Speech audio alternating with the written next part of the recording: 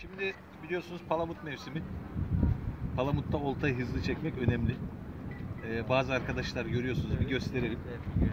Oltayı sarmak için böyle canhıraş bir şekilde aleykümselam uğraşıyorlar.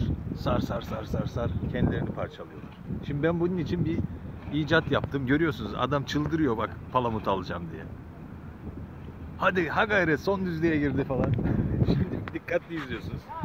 Şunu görüyorsunuz. Bu bir şarjlı matkap. Ucuna bir aparat yaptım. Böyle. Gördünüz kesitini. Kare. Evet.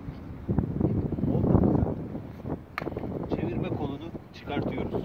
Evet, burada. Yerini görüyorsunuz. Kolsuz atıyoruz.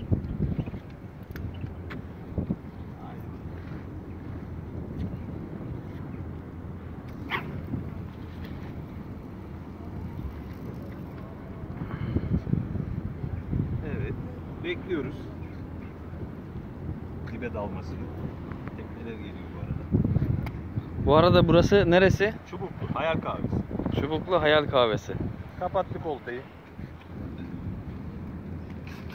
Takıyoruz.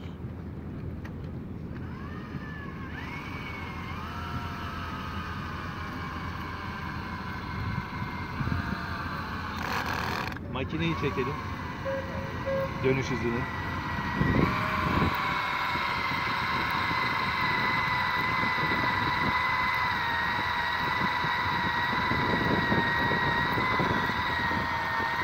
Bu şekilde balık vurunca da yavaşlıyor motor.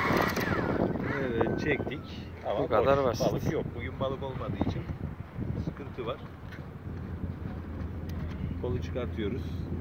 Tekrar atış yapıyoruz. Tekrar atış yapıyoruz. Hepinize rast gelsin.